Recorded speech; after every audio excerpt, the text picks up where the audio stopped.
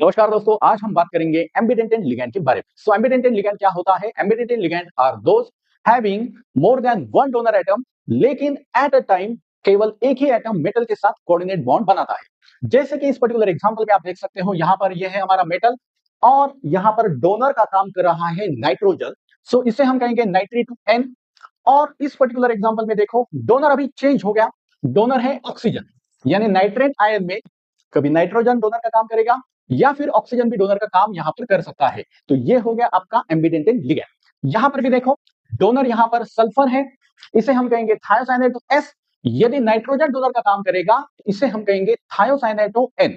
तो ये है आपका एम्बिडेंट एंड लिगैंड का कांसेप्ट। बहुत सिंपल है। देखो, जैसे कि ये बोर्ड कंसीडर करो, ये हमारा मेटल है और मेरे हाथ में ये जो मार्कर है ये आपका एम्बिडेंट एंड लिगैंड है। मैं इस तरीके से भी लिख सकता हूं, यानी इस साइड से भी लिख सकता हूं और मैं चाहूं तो इस साइड से भी लिख सकता हूं। एट द टाइम मैं केवल एक ही साइड से लिख सकता हूं। तो यही कंसेप्ट है आपका एम्बिडेंट एंड लिगैंड का। पिछले साल जेईई 2024 में एक बहुत ही सिंपल क्वेश्चन इसके ऊपर पूछा था, चलिए देखते हैं। इस क्वेश्चन में हमें पता करना था कि number of ambient and ligand कितने हैं। इंटीजर टाइप का क्वेश्चन था। तो देखो, यहाँ पे नाइट्रेट आयन अभी हमने देखा कि ये आपका एम्बिडेंट एंड लिगैंड है।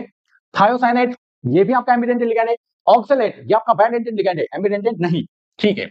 अमोनिया ये मोनोडेंटेड है, एम्बिडेंटेड नहीं। साइनाइड, इसमें देखिए साइनाइड यानी कार्बन से भी मेटल के साथ कोऑर्डिनेट बॉन्ड पॉसिबल है और नाइट्रोजन के द्वारा भी मेटल के साथ कोऑर्डिनेट बॉन्ड पॉसिबल है, इसलिए ये आपका एम्बिडेंटेड लिगैंड है। सल्फेट नहीं है, वाटर भी नहीं है, यानी इस पर्टिकुलर एग्जांपल के अंदर टोटल 3 एम्बिडेंटेड लिगैंड प्रेजेंट है, cyanide, thiocyanide and nitrate ion, यानी आपका आंसर है 3। सो आई होप सो ये कांसेप्ट और ये क्वेश्चन आपको अच्छे से समझ में आया होगा।